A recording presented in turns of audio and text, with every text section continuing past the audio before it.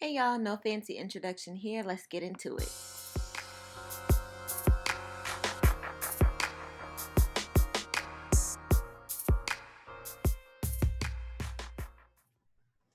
All right, Jazz, I think we are good to go. You good? I'm good. Cool. All right, well, thanks for joining everybody. Today we are going to be talking about rental real estate investing. Jazz, so I thought you'd be the perfect person to join the call, being that you're a real estate agent and you also have rental properties. Let's get straight into it. So uh, just a brief introduction of yourself. Who are you? Kind of what do you do? Who is Just Ask Jazz? All right. Hi, everyone. Thank you for the opportunity to share my experience. I'm Jasmine, just ask Jazz. I am a real estate agent and also I'm a real estate investor. I do have a full-time job outside of real estate. I'm basically out here trying to tackle all of my passions. I don't plan on staying in one career field. I plan on pursuing other career fields, and I just pretty much am led by what drives me, how I can motivate myself to do better. Of course, create generational wealth, but really dig deep into like what are my passions and how I can pursue them. Good Oh deal. yeah, that's pretty much me summed up, I guess. Cool. Cool. So what got you started in real estate investing? What sparked the passion for it?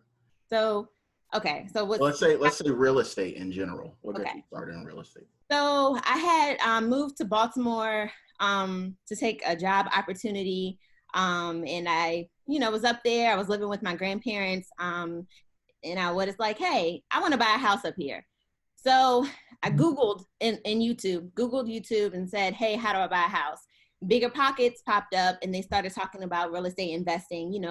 Your traditional buying the duplex, multifamily unit, and I was like, I could go this route maybe. But then I clicked on something else and it was talking about real estate sales.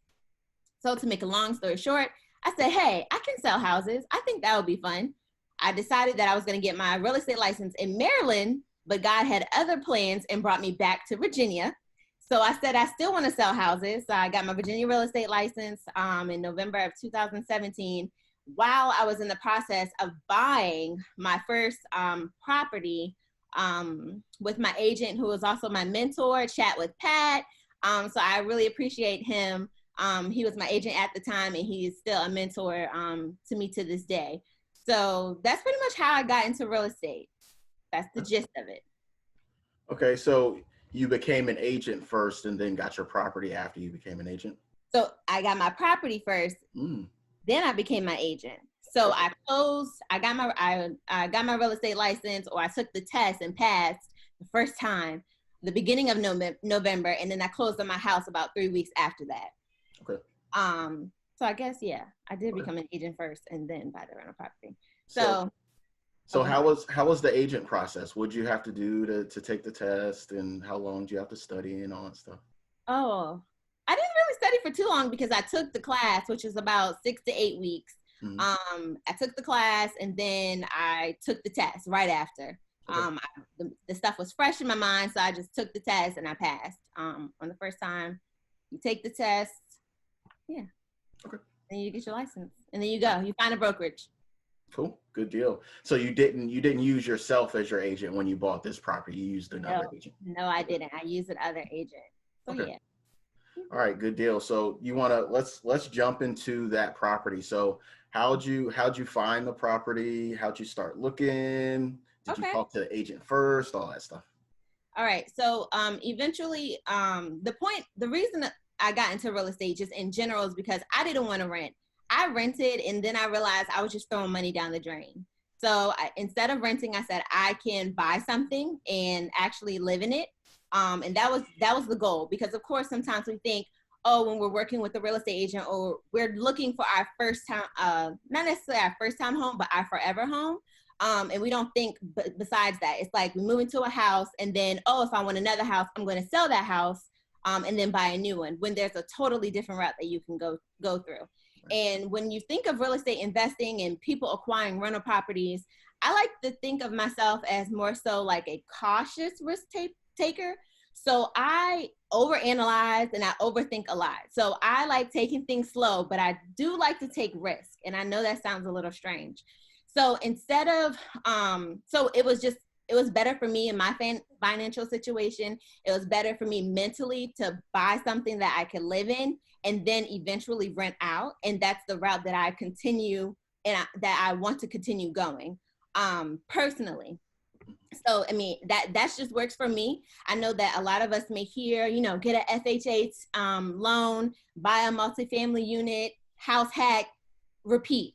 And that is, I'm not knocking the FHA loan at all, not knocking the process of that as well. I mean, either way, you just have to figure out what works for you. And using a conventional loan worked for me best. So there are owner-occupied conventional loans that you can get. And I'm not a qualified mortgage lender or professional. So you definitely want to talk to someone who is a qualified mortgage professional. So what I did actually was I used a conventional owner-occupied loan. So I put down 3%. FHA, you put down 3.5%. So you're probably wondering why I went the conventional route. Well, after I graduated from high school, I went to college. I got my bachelor's degree, I got a master's, and then I went back and got another master's degree. So, you can kind of think of how much student loan debt I probably racked up because that was just the right thing to do. You were to graduate from high school and go to college. That's all you knew in between that. Well, that's it. That's all I knew. Me too. So that's exactly what I did. Racked up some student loan debt and was like, I'll pay it off later. Here is later. And I'm like, oh, I got to pay it off for real this time. Right. So with FHA, they looked at, and I can't think off the top of my head, which is why I would suggest everybody to talk to a mortgage lender. But FHA looks at your student loans a little bit more in detail than the conventional route. So there are conventional loans out there that you can get with owner occupied, putting down either 3% for first time home buyer or 5% if this is a second owner occupied house. Now you're probably thinking, I thought we had to put down 10%, 15%, 20%. Yes, if you're buying the property just as an investment property and you do not plan on living in that house, you will have to go that other route. But of course, if you were thinking of something whereas, I'll live in it for a year or whatever the lender requirements are, I would suggest doing owner occupied. Once again, this is just my experience. This is what was safe for me. This was a safe risk because once again, I looked at my financial situation. I was not putting down 10, 15, 20%. I like to keep my money in my pocket. This was the easiest route for me was to get that 3% conventional loan. So that's pretty much how I jumped in. I lived in the property for, whatever the amount of time the lender required me to. And then where I bought the property actually is near a university, very, very close to a university. So as I looked at the rents in the area, which I'll talk about a little bit later, but as I looked at the rents in the area, it just made so much more sense to rent it out than to actually pay the mortgage and increase my cash flow, which is absolutely great. So yeah, I think that touched everything. All right. So I actually didn't know that you could do a conventional 3% down loan. I thought you had to go FHA. Yeah. So that's what I did. I did VHDA, 0% down. And where I feel like I messed up with that is with the VHDA 0% down, you get that PMI, but with VHDA, the PMI doesn't automatically fall off once you get to 20%. Oh, it stays on there and you have to refinance out of it. And I didn't know that. I thought once you got to that 80%, then it just falls off, but it doesn't. So with the conventional, it will automatically fall off.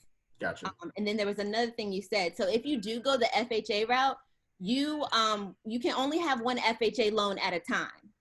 So just keep that in mind. Nothing's wrong with going the FHA route. If you can do FHA multifamily, you don't have an arm and a leg and student loan debt like me, I would say go ahead and do it. Buy a multifamily unit, live in one side, house hack and rent out the other units. But if you do choose to go to the conventional route, you can have more than one conventional loan at a time. Now for FHA, you only can have one, and then you'll have to refinance out of that loan once if you plan on saying, hey, I want to use another FHA loan. But then also with FHA, they have they have limits to whereas you have to be a certain amount of miles away from buying that first FHA property. Once again, I'm not a qualified mortgage professional, so you want to make sure you talk to somebody that's a qualified mortgage professional. Disclaimers. Yeah.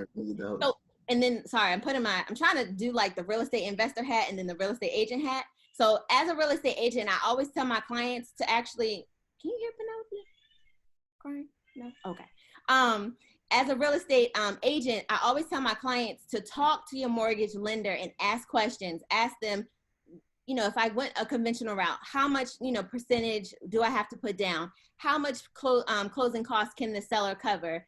You know, if I wanted to go FHA, ask the same amount of questions. You know, the down payment, of course, is 3.5%, but then how much can the seller pay in closing costs? And then also you want to ask about the PMI, because clearly with the, you know, the PMI doesn't automatically fall off. You have to refinance out of it, but with the conventional, it does. And then you also want to just compare, of course, the rates, and then check the amortization schedule for both of those loans and see what may work better for you in the end. A lot of people do choose the FHA route when it comes to buying, you know, the duplex, the triplex, or quad, because it just makes sense and you're only putting down 3.5%. But if you're like, hey, I want to buy this, you know, house, I think it'll be a really good investment in the future, then, you know, it doesn't hurt to take a look at what a conventional loan could offer you, especially when you now hopefully know that you can get a 3% conventional loan. You just have to shop around, talk to the lenders, ask the right questions, because some of them will just say, yeah, put down 20%. And you didn't know that you could use some of that money to fix up the property or to add whatever. Yeah, so I think that's a really big thing, because that's what stops a lot of people from getting their first property is they say, I don't have the money. But they don't know that you can put 5, 3.5, 0% down for a property. And then you can negotiate the closing costs. You can have the seller pay the closing costs. So there's so much you can do to get into that property where money doesn't become much of an issue. All right, so I think that's good. So how'd you find this property? So I found my property through the multiple listing service, which is also called the MLS. It's normally, the MLS is normally accessible when you have an agent and they either set you up on a drip or automatic email where you're automatically getting properties, or you can go through other listing services. But I would suggest you to either go through the MLS. You can also look for owner finance loans, or you can reach out to, maybe if you see a house and you're like, hey, I want to buy the house, you can always just randomly ask. But the best bet is to connect with a real estate agent who's familiar with this type of investing, so that they can kind of, you know, you can let them know your criteria, what you're looking for, what your goals are, what your vision is for this particular house. Once again, for my route, it was to live in it and then eventually rent it out, which I did do. So yeah, so mine was the MLS. Okay. Yeah, and I think on the agent side, one thing that I find helpful is me and my agent, he sets me up with that push email. So every morning, if there's a new property, and mine is set up for Norfolk and Newport News.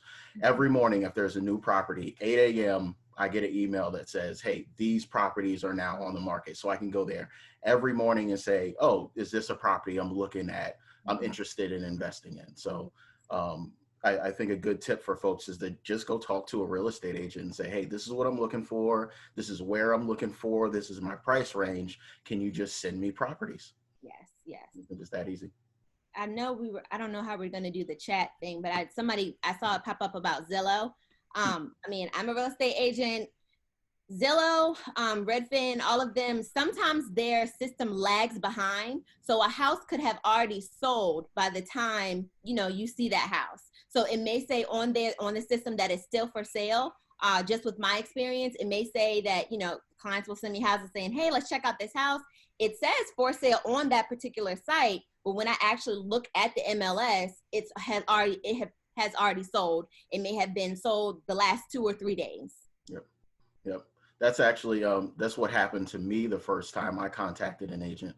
I was looking at Redfin, saw a property I was interested in, contacted the seller. the seller was like, oh yeah, the property's already gone, but would you like to look at some other stuff? I was like, I don't know, but I agreed to look at some other stuff with him. And that's how I ended up getting my first property. But yeah, so like Redfin, Realtor.com, Trulia, Zillow, all that stuff, they're good tools. But as you said, they can lag behind what's actually happening in the market. Yes. And time is important when you're talking about investments, because you want to get at a good price, and you want to be first. Exactly. That is key, getting at a good price. Yeah. Okay. So I think we talked about how you got into real estate. I think we talked about how you found the property, how you financed the property as well. So you went out, you found the property. Who did you like need to talk to get this property under lock?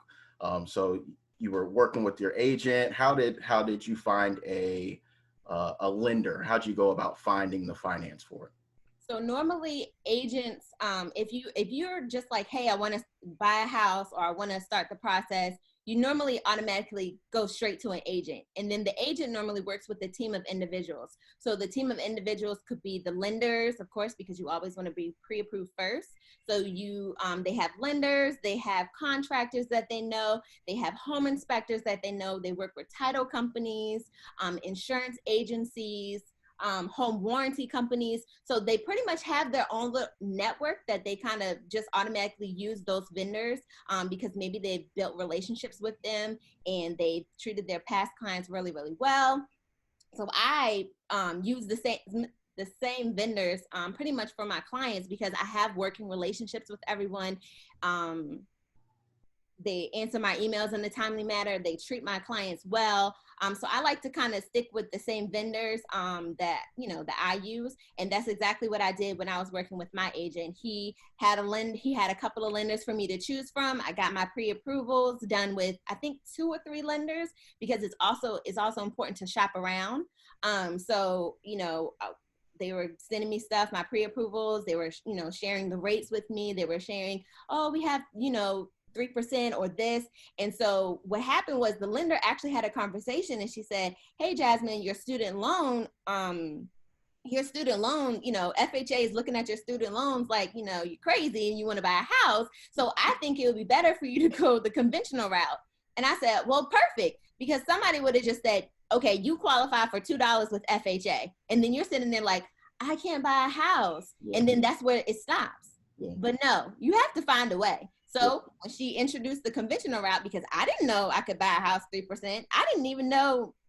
I mean, granted, I was going through my real estate classes, but they didn't talk about the lender part. But I thought I had to do, I thought I was 15% conventional. So when she said, we have a first-time home buyer, 3% conventional loan that you can use, I said, oh, well, sign me up because, it's conventional. It's not as stringent as FHA.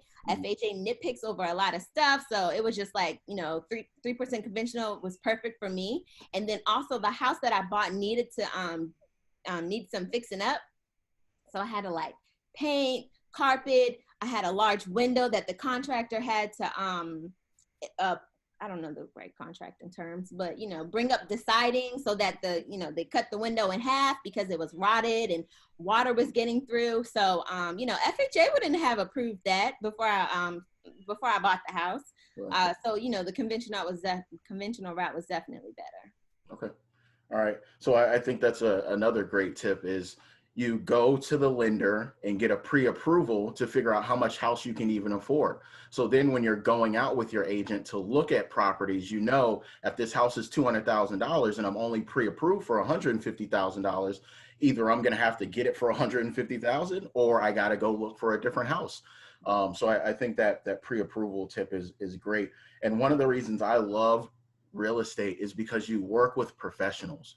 What you do as the buyer is you look at the properties, you find the property, you contact your agent, your agent finds the lender, they talk to the seller, they get the appraiser, they get the home inspection, your lender holds your hand through signing the paperwork and all that stuff. So when you're the buyer, it's like the professionals are really holding your hand through the process. So all you have to do most of the time is say yes or no. All you have to do is make the decisions along the way. Yes. And stay within your budget. Right. Absolutely. Okay. So went and found the property on the MLS. got a pre-approval from the lender. So you found the property you wanted.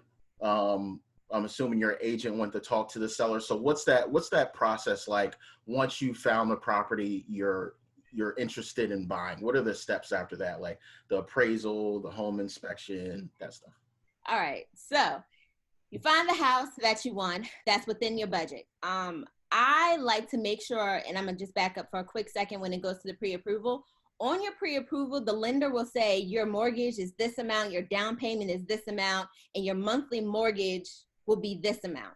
So a key thing is, and I might be jumping a little ahead, but I feel like this is kind of maybe a good part to hit on, but if you're looking at, buying this starter home and you're like, in the future, I do want to rent it out, you want to look at your monthly mortgage and compare it to the rents that are in that neighborhood. So use that pre-approval as a tool, because if that pre-approval says your mortgage is $900, but the rents in the area are $1,500, no.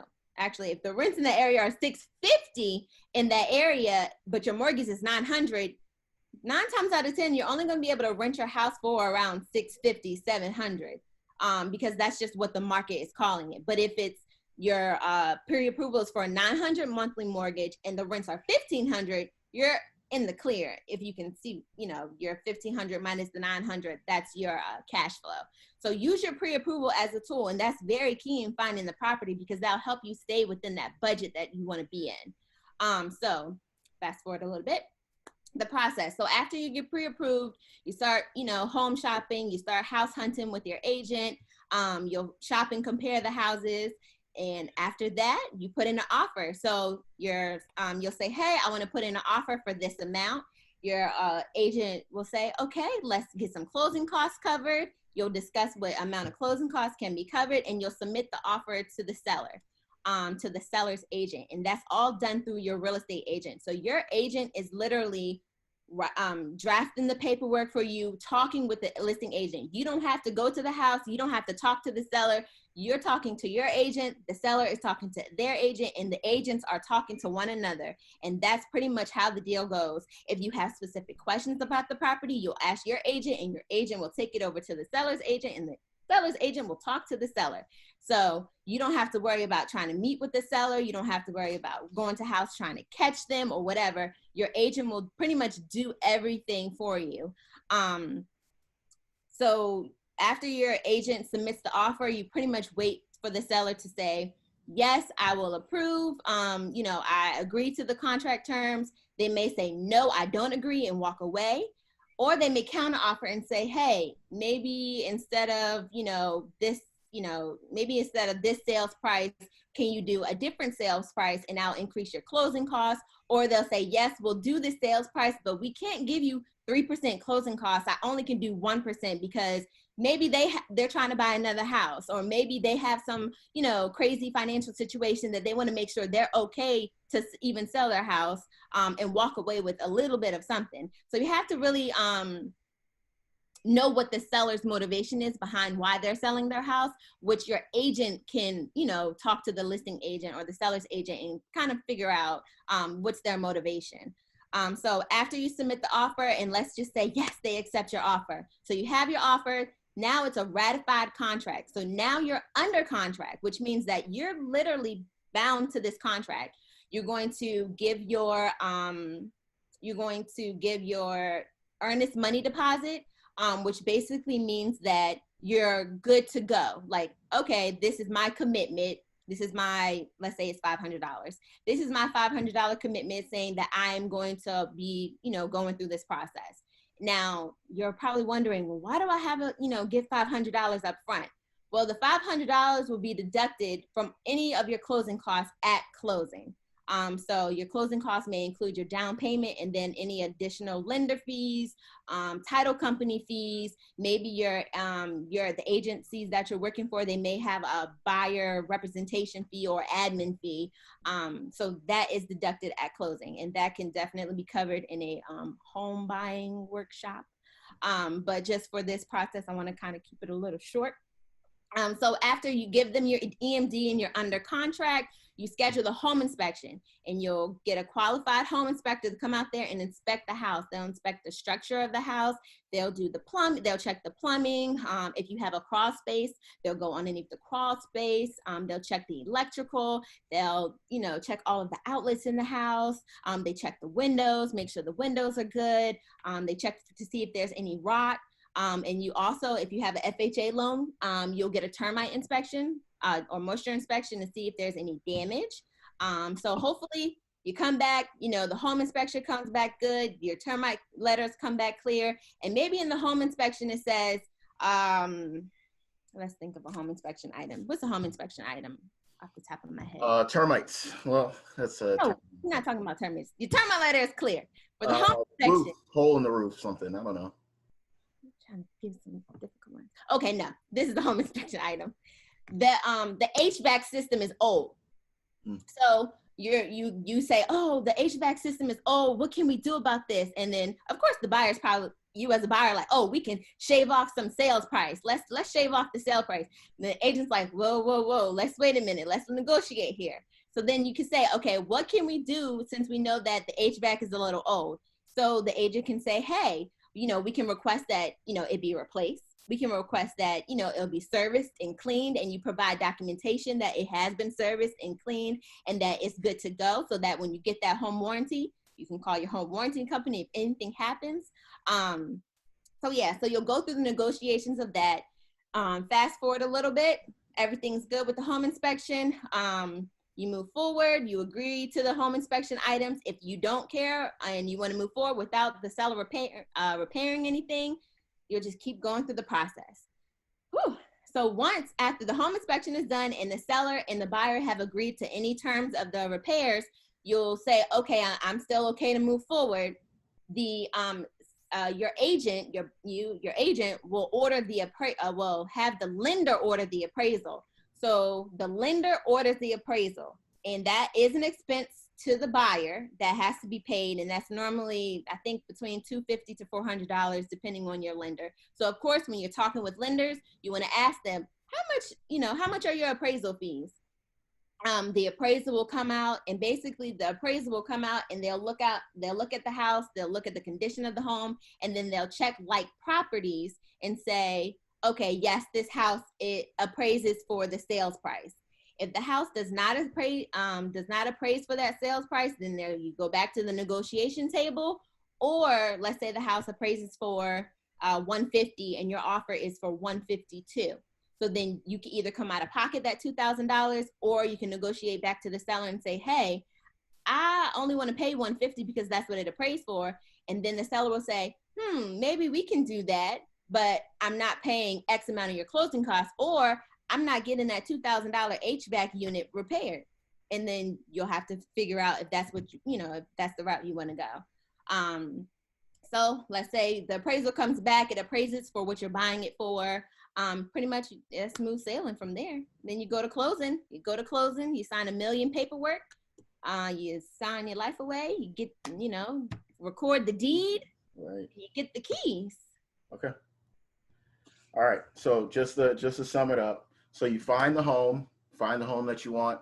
You make the offer, which just means that you're going to your agent and saying, hey, agent, tell the seller that I'll buy the property for this much money. The seller comes back and says, cool, I love your offer. I'll let you buy it for this much money. Or they'll say, no, I'll only sell it for this much. And you'll say, let's meet in the middle. All right. But then you agree on the offer. After that, you put your earnest money deposit down, which just means I'm serious about buying this house. After the earnest money deposit, you go get an inspection. So you've came out of pocket for the earnest money deposit, which goes towards your closing costs. So you're not really losing that.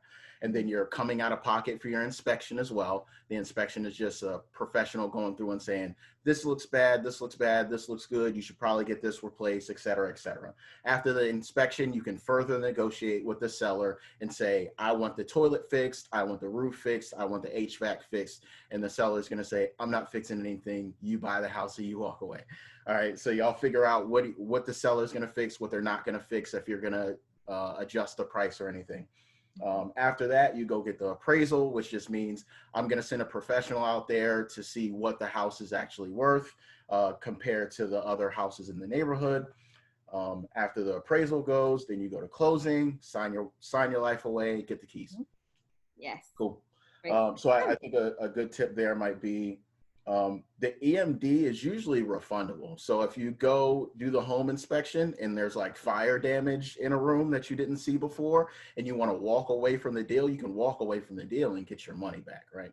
Yes.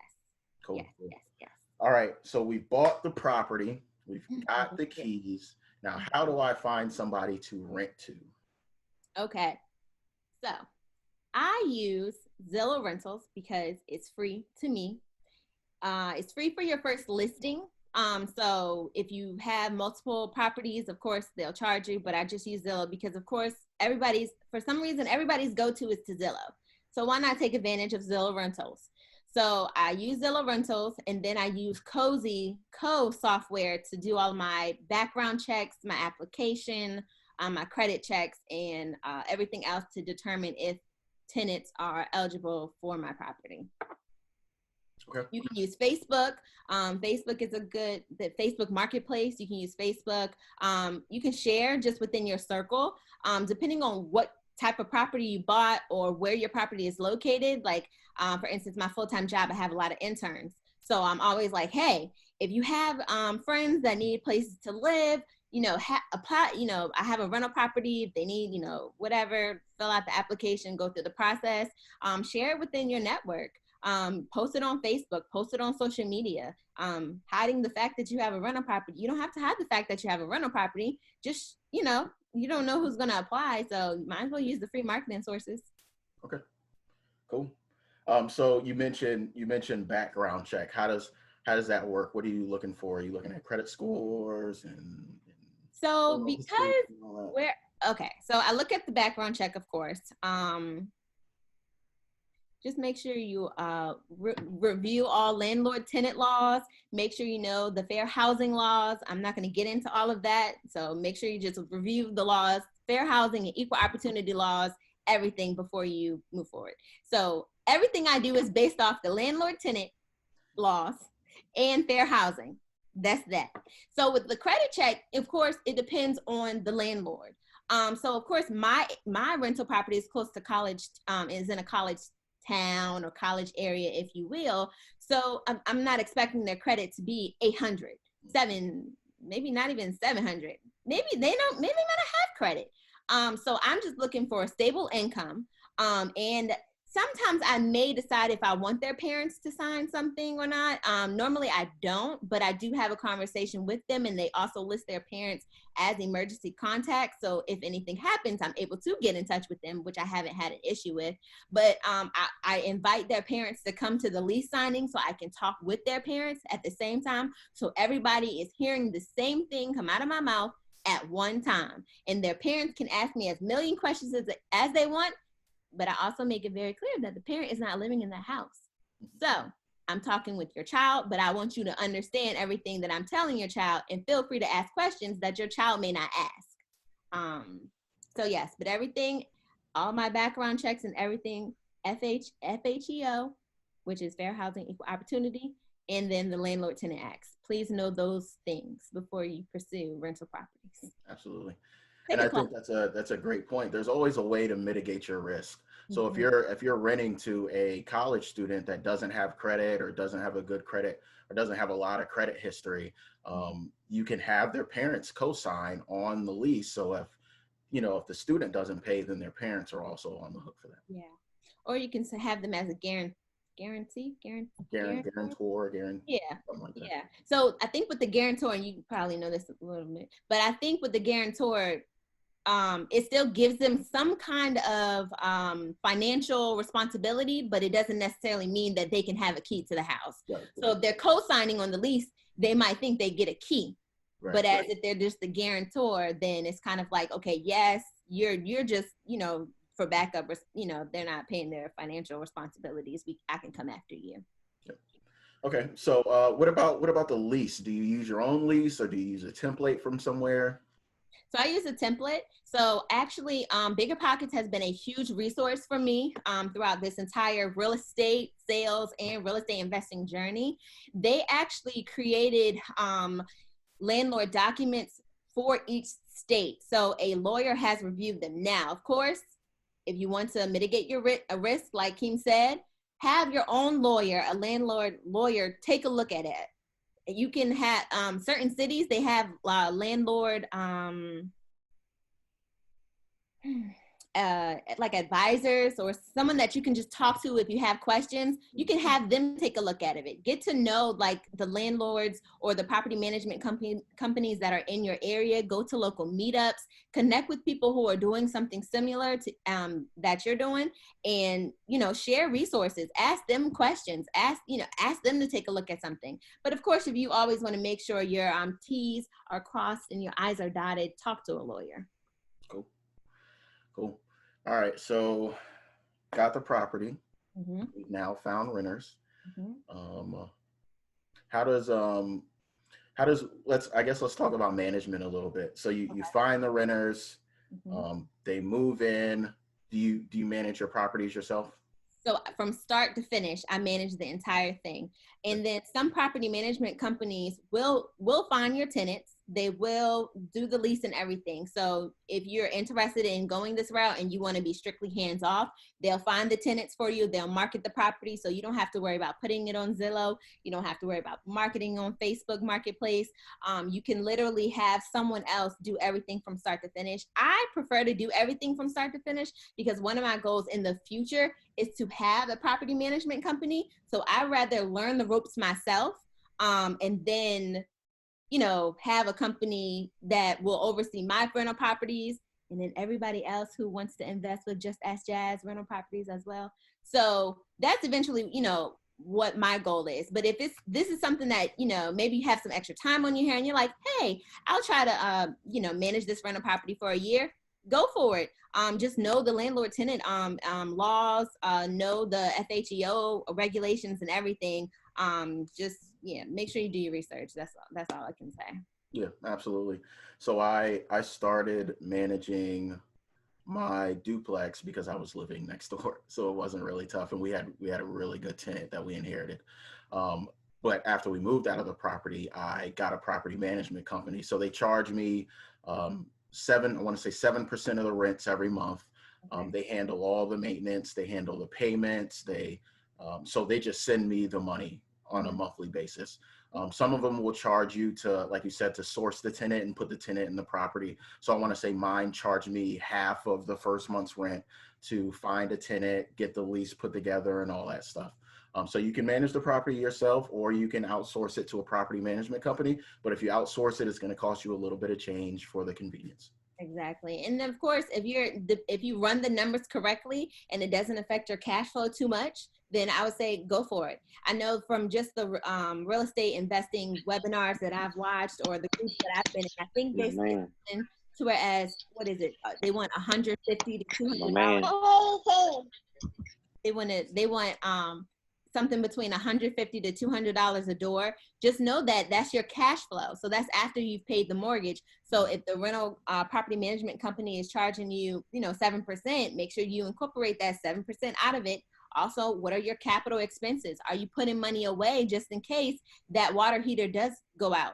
I mean, my suggestion is to get a home warranty. I have a home warranty on my rental property. So if anything happens, all I have to do is pay that $100 deductible, and they're out there taking care of whatever needs to be done. I don't want them to say, oh, Jasmine, you have to pay, I don't know how much HVAC is, $2,000. No, that's why I have my home warranty. So I have to expect that in my cash flow, I'm paying, I'm putting aside money for my capital expenses. I mean, just in case something crazy happens. So I put aside money for my home warranty each month. In my capital expenses, I don't even touch the money that comes from my rental property. Last year I did because I just wanted to treat myself to a nice vacation. But since, I can't vacation anywhere this year, I don't want to touch the money. So, I mean, I would just say if this is something that you're interested in doing and you want a couple of extra dollars, just don't touch the money. Just let it sit. And then maybe at the end of the year, you can say, I'm going to pay myself 20% from what I've earned. And of course, you'll talk with your CPA or your tax accountant advisor, and then they can kind of give you everything else. But you can pay yourself at the end of the year. You can pay yourself monthly. I just don't touch the money because this is just extra money that's coming in on the side And then if I want to do something big for myself, then I'll take it from there. But of course, I know in my head and I know on paper that I have money set aside for any capital expenses. I have money set aside for, like I said, my home warranty. Recently, I think the taxes went up in the city of Norfolk or something, something went up. So they sent me a bill and said, hey, you know, now your mortgage is $20 more. I didn't freak out because I knew that my cash flow would cover it. So all I had to do was just adjust the amount that I'm putting aside for my capital expenses. And then there was something else with the property management. Oh yes, with the property management company. Of course, if you're living in, for instance, Texas and you have a rental property in Virginia, you may want to get a property management company if your rental properties in Virginia. But if you're 20 minutes away, like I live in Hampton, my property's in Norfolk, I have no problem riding to Norfolk to just drive through the neighborhood here and there.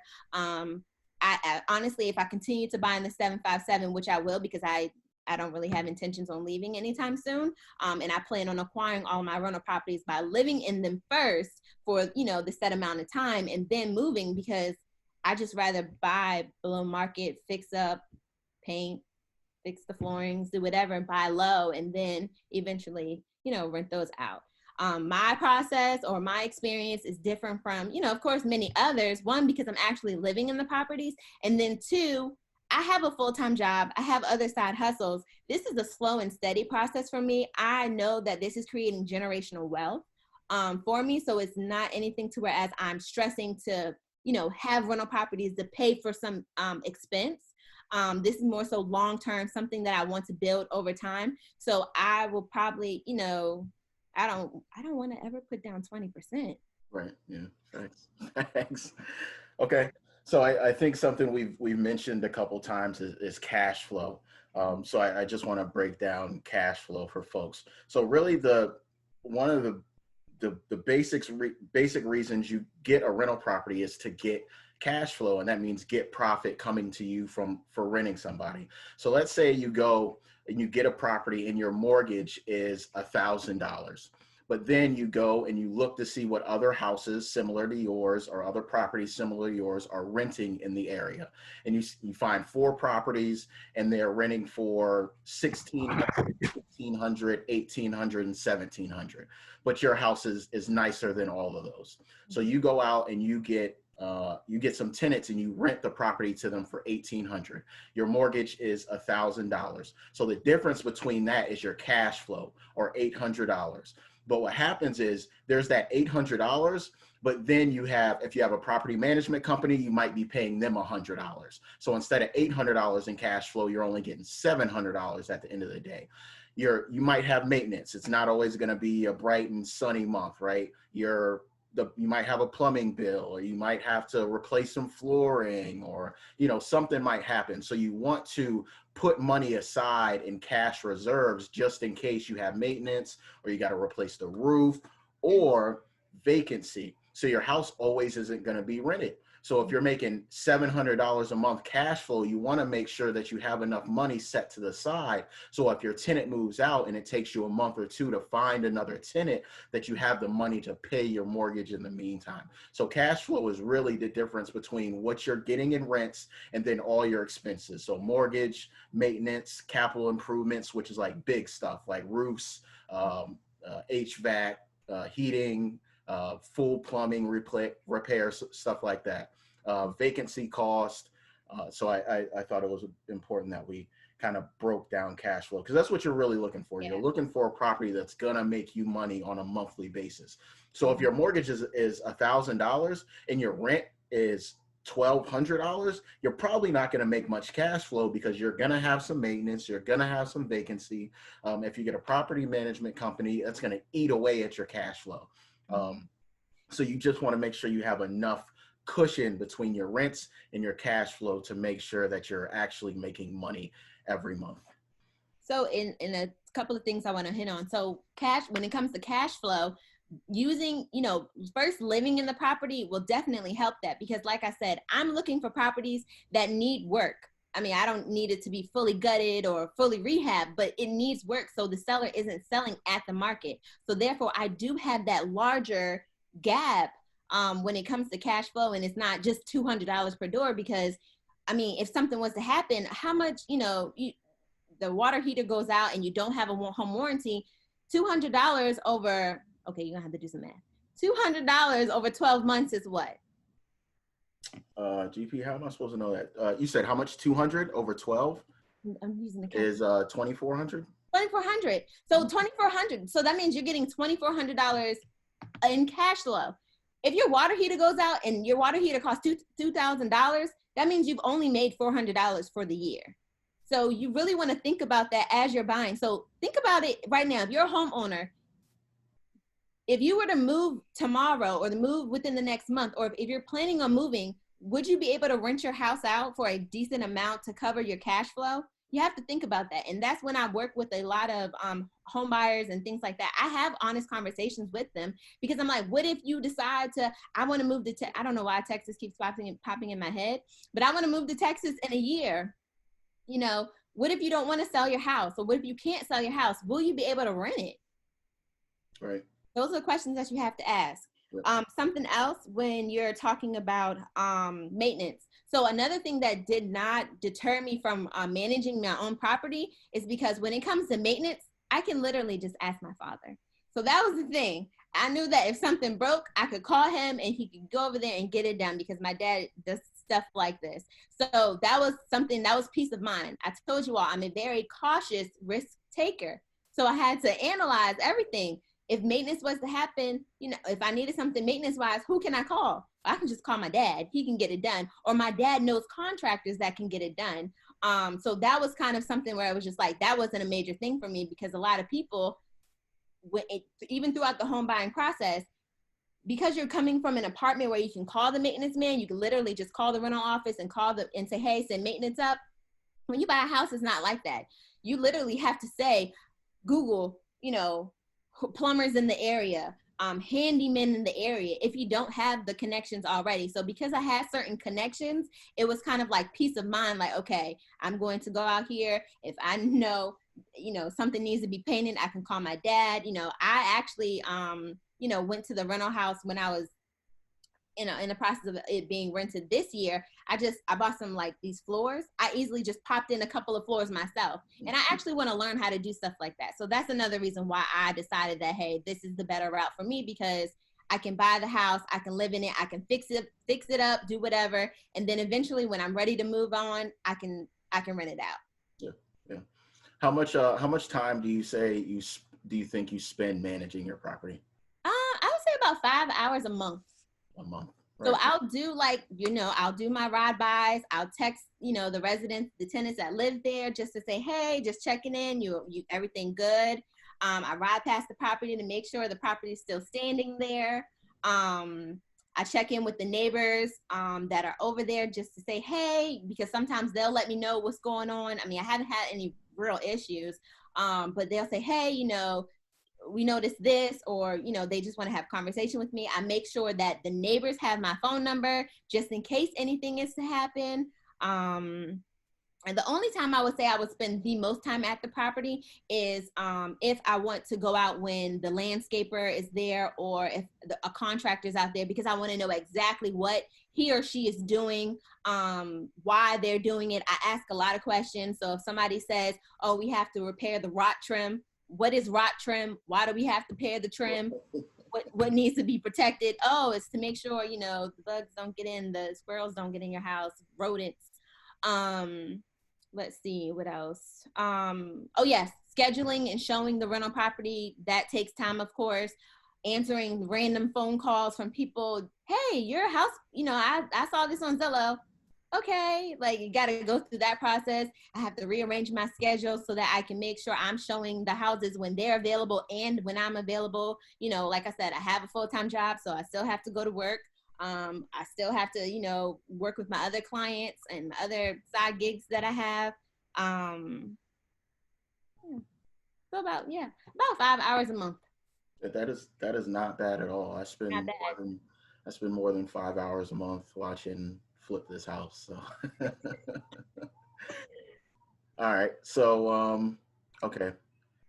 we talked about kind of managing the property. Have you had any major like challenges with managing the property or Yes, I problems? had a huge, major challenge. Yeah. So when I first rented the house, I let one of my tenants pull on my heartstrings a little. Mhm. I'm very compassionate. I feel like I can help everyone. But in this business, you have to know that it is a business at the end of the day, because if they're not paying the rent, I have to pay the mortgage. Right. I'm trying to pay the mortgage because Right. the goal is to build wealth slowly over time. So I let her pull on my heartstrings a little bit, and I'm gonna spare everyone the details. But in the end, I did learn how to navigate through the court system. Yeah. So it was a lesson that I needed to learn. Yeah, yeah, I think and that's a big reason why I don't manage my own property, because I know when the tenants come to me and they're like, yeah, but I had a hard month and I can't pay, I'm gonna be like, no, it's good. Give me the money next month. So I don't want to be the face of my own property, because I know I'm more susceptible Mhm. to let people slide versus being, just being stern to the lease is the lease, Yeah. Mhm. and we'll work with you, but Mhm. we gotta pay the rent, and we gotta do things professionally. So that's one of the major reasons why I don't manage my own property, because I know I can be a little lenient sometimes. Yeah. Yeah. So then also when it comes to that, you can also, if you're interested in rental real estate investing, when you're researching the fair housing laws, when you're researching the tenant acts, you can also research rental assistance in that particular city. You can also research different programs that your city or state has to offer for if your tenants fall behind. So there are resources out there if you're willing to work with your tenant, when it comes to setting aside the additional the extra cash flow. If you can, if you're able to say, okay, maybe they can pay you at the beginning of the month, or and then pay you 2 weeks after that, set them up on a payment plan. But once again, at the end of the day, it is a business. The mortgage has to be paid. If you have a mortgage on that property, it has to be paid, and you have to make that very clear, to your tenants. I let somebody pull on my heartstrings for far too long, and at the end, I definitely paid for it. Literally, I really did pay for it. But I actually learned the court system. I wish I would have, learned the court system a different way. But at the end of the day, real estate investing is a risk. If you're not ready to make a risk or take a risk, don't do it. And once again, like I said, I'm a cautious risk taker. So I analyzed everything. I guess forgot to analyze my heartstrings. Yeah, understood. So okay, all right. So what's up with the property now? You still renting it out? Still seeing cash flow? Have you seen any appreciation on the property? Well, as far as appreciation, I haven't done anything major. Like, it has the original appliances that were in there that the seller left me. Once again, I have my home warranty, so if anything goes out, I don't have to spend an arm and a leg on appliances. I can just call my home warranty. Um, so I mean, according to Redfin that sends me alerts, it says that the property has appreciated. I don't know what Redfin's talking about because I haven't had an appraiser go out there. So, I mean, Redfin's telling me, hey, it's increased, it increased. Okay, that's fine, but I have no intentions on selling it unless the college that my rental is located in knocks on my door and offers me cash to buy this house. That's the only way I'm selling the house. Yeah. Otherwise, I will be keeping this in my portfolio. So as far as appreciation, the only way to really find out is if the appraiser comes out, and then of course there's new constructions being built on that street. So I mean that definitely takes into account, but my house isn't a new construction, nor am I about to spend any extra money because the rental property is fine. Like, it's livable, it's very nice. It's basically what you need. I don't need to do anything extra to it. I don't need to add any bathrooms to it. I don't need to add any extra rooms. It even has a nice backyard and a deck. Like, it's amazing. So that's as far as that goes. It's still being rented. It's actually being rented from by some college students. So that's still running the course. I'm still checking in with them because, of course, with college right now, things are a little leery with how they're going to go to class, if they're choosing to go to class, if they plan on staying in the house. And if you're, depending on who your renters are, maybe their job has maybe been affected. I'm not sure. But as a landlord, me managing my own property, how willing am I to work with them? If for some reason something happens, am I willing to say, hey, you're still responsible for paying the rent, but I will put this back on the market until a new renter comes? I would be open to that. Because I feel like, you signed a year lease, yes. You're still responsible for your rent, but I understand these certain circumstances has prevented you from being able to maybe live for the entire year. I have no problem putting the house back on the market. And when I do secure tenants, you will be free from, we can cut your lease, and I'm not going to hold you, I'm not going to penalize you, because I didn't know COVID was coming. I didn't know this virus was coming. So I just think I'm fair. My heartstrings are a little stronger, but I'm definitely fair. So if you can work with me, I'll definitely work with you. Yeah. So it is being rented right now. They are still paying the rent. They are on a yearly lease. I only do yearly leases. I don't do month to month. What was the other question? No, I think you answered. Okay. I think you answered the question. Okay. Okay. All right, so that's kind of what's happening with the property now. All right, so I think we're kind of wrapping up here. But so what do you think stops people from getting started in real estate? Having the money. So I think the thing that challenges me because I'm in this field is so much. Oh, but you can get started in real estate for as little as $0. But it's so much that goes into it. And if you are having a full-time job, I love my full-time job. I will tell anybody, I love my full-time job. You've even come to my full-time job and done workshops for my kids. Like, I love my full-time job. So people with full-time jobs will say, oh, how can I get started for $0 money down? But they don't take, $0 down, but they don't take into account how much time it is. So for wholesaling, you literally have to go out here and look for those properties. You have to drive neighborhoods. You have to go down to the court systems and get the probates and get all of the information, from the court systems on whether the house is occupied or not. And I think the court system does charge you for that. But, I think money is the biggest thing that stops us. Debt to income stops us as well, because clearly my student loan debt stopped me from getting an FHA loan. I could have gotten an FHA loan, but the amount that I qualified for did not make sense for what I wanted to do. So I went the conventional route. So understanding that, yes, you'll have to put down a down payment, or you can get down payment assistance, or you can do VHDA, no money down. A couple of other lenders do have programs where you don't have to put down payments. Something else that stops people, period, from buying houses is understanding, the costs that are associated with. What is your down payment? What is your closing cost? What is my home inspection fee? If there's an admin fee for your real estate company, what is that? Why do I have to pay my appraiser fee up front? Why can't I pay it at closing? So it's just other little things in between there. You don't want to be house poor right. At the end of the day. So make sure you have your budget. Make sure you understand debt to income. Credits. Now, of course, a qualified mortgage professional will help you understand the credit a little bit more, but there are plenty of programs that will help you if your credit isn't that top notch that everybody wants to see. There's a lot of programs that can assist with that as well. So I feel like, we're so used to either one, the traditional route of I have to buy a house, my forever home first. Which could stop you, because if your forever home costs $350,000, but you can only afford $175,000, and you're like, oh, I can't buy a house, but you're not thinking that I can buy something as a starter, and then eventually I can rent it out later when I'm ready to buy the next house. Or, hey, maybe I can just keep doing this as long as you're living in that house, and then you could buy another one. So those are a couple of things that, would stop us, because nobody's talking about this. We're not, we're having the conversation, but, people aren't having these normal conversations to whereas, hey, did you know, there's no money down, or there's 3% conventional, or, oh, you can house hack. You can buy that FHA, house.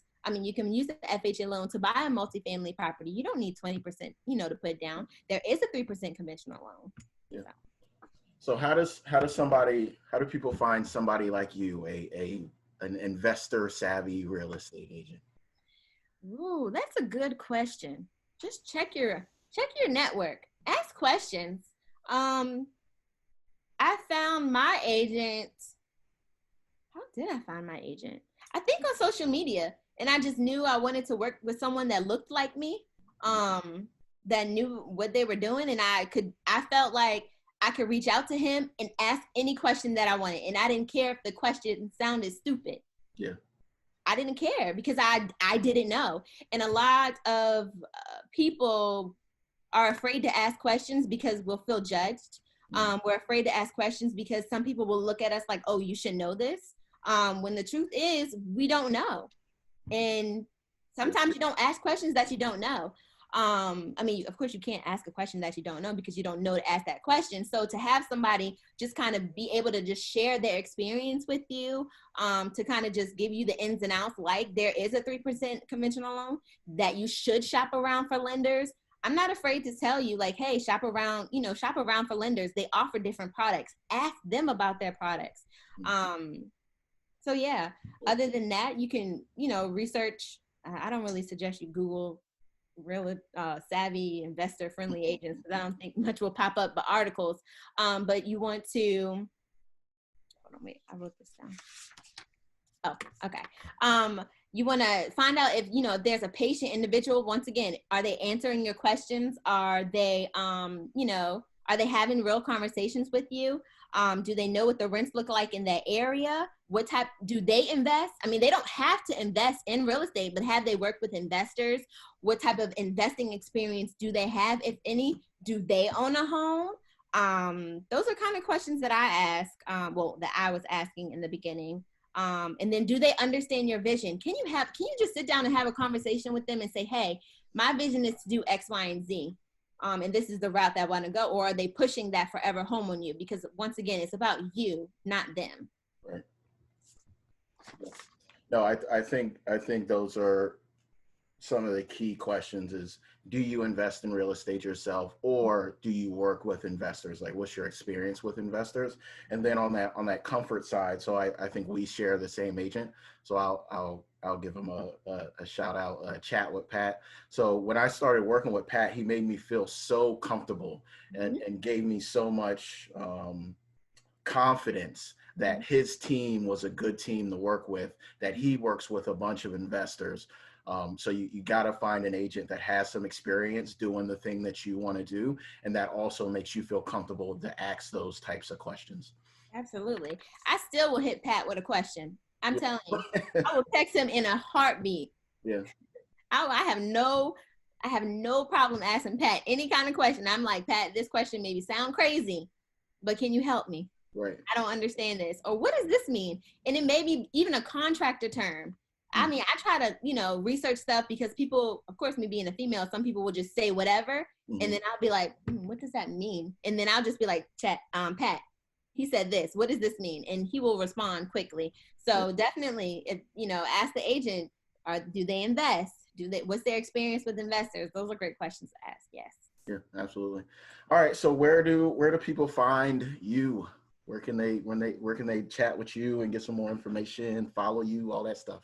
So so my Instagram is _JustAskJazz_. My Facebook, I think, is Jasmine Benford. You can find me there. I do have a Facebook business page, Just Ask Jazz Real Estate. I think, yeah, my phone number is up there as well. I mean, I'm pretty accessible. You can hit me up on Instagram. My page is public, so anybody can kind of go in, see whatever, contact me. I do respond. I do have a YouTube channel, Just Ask Jazz. And this is similar to what I do, is talk about the things that nobody's really talking about, or answering questions that people may be unsure about asking, or don't want to seem crazy for asking questions. So that's where you can find me. Nice. All right. Well, I appreciate it, Jazz. Can we all give Jasmine a virtual round of applause? Thank Appreciate you. all the great information. So there's a couple of questions here. I think we'll kind of breeze through some of them. So is Zillow good? I think we talked about that. Yes, but there can be a lag with the information on Zillow. It's 3% down, the only upfront cost you're required at the time of the contract. So I think we talked about this a little bit, but home inspection, Usually $400 to $500, something like that. Appraisal, $250 to $400 or $500. Earnest money deposit, which is kind of refundable, as in it goes towards your closing cost. Of course, you got the down payment when you close, any closing costs, but you can negotiate the seller paying for that. I think another good thing we didn't really mention is when you're the buyer, you don't pay for the agent, right? The seller pays for the agent. Seller pays for the agent. And then another thing to also say in this, as far as when it comes to negotiating, when you're buying owner occupied loans and the seller will see that you're living in the property, they will be a little bit more negotiable. So if you're just buying a property outright saying this is an investment property, they're going to say, oh, well, if it's an investment property, why do I need to pay for their repairs? Or why do I need to give closing costs? But if you're actually living in that home, they're probably going to be a little bit more lenient when it comes to negotiations. Yeah. How many months should you get pre-approved before going to buy the house? Can that number change based on any point? I'm not sure on this. I want to say pre-approvals usually have a term. So if you go to your lender, they'll say this pre-approval is good for 30 to 60 days. Okay, yeah. Depending on the lender, but also, so if you know you want to purchase in November, you want to start your pre-approval process late August, early September. If anything, maybe even the beginning of August, because they may come back and say, you're approved for 150, but you really want to be approved at 200 to purchase that FHA quad or something. Well, what can you do between September and November to get you to that 200 point, if anything? Yeah. So if you want, you could just, like, I literally got pre-approved in January. I just told my lender, I don't know where I'm going with this, but I want to know how much I can afford. Yeah. So when she pre-approved me and I found out how much I got pre-approved for, I said, well, hey, maybe I can kind of keep my eye, on the market. I mean, granted, I am my own agent right now because I am in the process of purchasing something. So I'm representing myself, but at least I just had the opportunity to know how much money I could play around with. And then when I was ready to jump, I'll be ready to jump, rather than, reaching out to agents and saying, oh, I want to see this house. Oh, I want to see this house, but not knowing how much I can afford. And I did a video on this as well. Awesome. Can you put something in place that if tenants damage the property, they're responsible? Also, is it good to make them responsible for plumbing, air conditioning, etc.? I think this is, you can put anything you want to in the lease, really, as long as it's appropriate via the laws. But yeah, you can. I've seen people say you're responsible for the first $200 in damage, and everything after that I'll handle. And I think it also depends on the market and all that stuff. So if all the landlords in the area take care of all the damage and you're the only one that says you're responsible for the damage, you might have more trouble getting a tenant in that property because it's less marketable than the other properties. But there's certain damage that you can definitely bill them for, or even when it comes to giving back that security deposit, you can deduct things from there. Yeah. So you can, but read leases and also get with the lawyer to kind of say, hey, can I do this? And don't be afraid to ask a question, because you will see, like, even when it comes to buying a house, some people put down $1 as the earnest money deposit, and it's up to the seller to say, okay, I mean, if you put down $1, that's fine. I mean, you could put down $1 as your earnest money deposit. I wouldn't recommend it because some sellers may not take you seriously, but some people do it. I've seen it. Some people do it. Yeah.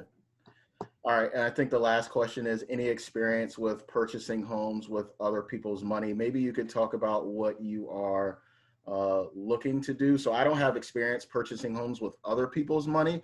To get my first property, though, I took a loan from my 401k. So it wasn't necessarily my cash, it was my 401k cash. So I took a loan, did a rehab on the property, and then put the money back after I did the rehab. So it was being more creative with the financing, but I've never purchased a home using other people's money. Neither have I. I've pretty much been leveraging, of course, credit. But Bigger Pockets is a good resource. If you want to check that out, you can look into owner financing deals. You can type that. So Bigger Pockets is like a Facebook for real estate investors. So you can go on biggerpockets.com. You can literally type in owner financing. Things will come up. You can type in leveraging other people's money. You can type in private money lending. I think that's what it's called. Yep. So yeah, you can go to Bigger Pockets and type those in, and Bigger Pockets is pretty much a legit and a great resource. You can literally connect with people as well. You can send them messages. You can read every form. They have articles. They have calculators. So they have rental property analyzing calculators. They have calculators if you want to flip properties. It's a great resource. Yeah, look, Bigger Pockets is legit the only reason why I do real estate. I started listening to them, and they like taught me everything I needed to know to, you know, just start buying properties. And then, like you said, it's a community. It's like Facebook. So you can search like wherever you live. For me, I'd search Norfolk, and you know, there's a forum with a bunch of people on there. I found my property manager through Bigger Pockets. I found my RIA through Bigger Pockets. I found a couple of other people that I talked to about real estate through Bigger Pockets. So Bigger Pockets is legit. Yes. All right. Well, Jasmine, I appreciate you so much again. I think this was an excellent conversation. I hope people got a lot of value of it. You got any last words before we end? My last words, and I wrote everything down, so don't judge me. I guess my last words would be to, oh, here it is. Build slow. So it's not a rush. It's just pretty much know what your vision is and where you're trying to go. Like I said, with me, this is the best route for me. This may not be the best route for you. You may have more money in the bank. You may have more money to leverage. But I want to build slowly generational wealth. I would love to just have a lot of rental properties that I can just build over time. I'm not in a rush because I want to know the system. I want to learn the system. The property that I'm purchasing right now is in Hampton, and I will be living in that property, but it's going to take time for me to get to know the Hampton resources that are available for when I'm ready to rent it out. It's going to take time for me to get to know what Hampton, you know, laws are, the city laws, the city ordinances, the city of Hampton court system. I know the one in Norfolk because I have my rental property through Norfolk, and I've had the years to learn this, but now it's like, okay, I'm moving into something new. I'm going to be living there. How can I prepare myself for when I am ready to rent this next house out? I like to build slow because I like to buy low. Hey, that rhymed. Build slow, buy low. Hey, I like that. Oh, I really like that. So yeah, so I want to be strategic in how I'm acquiring my rental properties. And if you're willing to sacrifice, maybe you're a single person like me, and I don't have children. So if I wanted to, and I mean, Keem, I know you did this, you know, bought a duplex, but I may not care about having a duplex or a triplex because I don't have to worry about having maybe a larger yard space for the kids to play, or maybe a porch or a deck or something, or maybe you don't entertain guests as much, so it's fine. You can also house hack and get a roommate. I didn't want a roommate, so that's just not what's gonna work. But you know, you can house hack and get a roommate. If you're a college student, and maybe you have some credit, buy a house. Move in your roommates. Why pay the college an arm and a leg when you can be paying off your house with roommates? You can potentially live free then. So yeah, so just build slow, go at your own pace, ask questions, connect with people who are doing what you're doing. Don't be afraid to ask questions, and just go at your own pace, because I know right now everybody's pushing being an entrepreneur, getting money, building wealth, generational wealth, all of that. And I get caught up in that too. Like, oh, I'm not moving fast enough, but I have to do what's good for me in the moment financially and mentally, because I can't be just throwing money at whatever. I have to do what makes sense for me in that particular season of my life. Yeah, absolutely. All right, good deal. Well, thank you, everybody. Thanks again, Jazz. And I think we are good to go here. Everybody have a great rest of your day. Awesome. Bye. All right, peace out.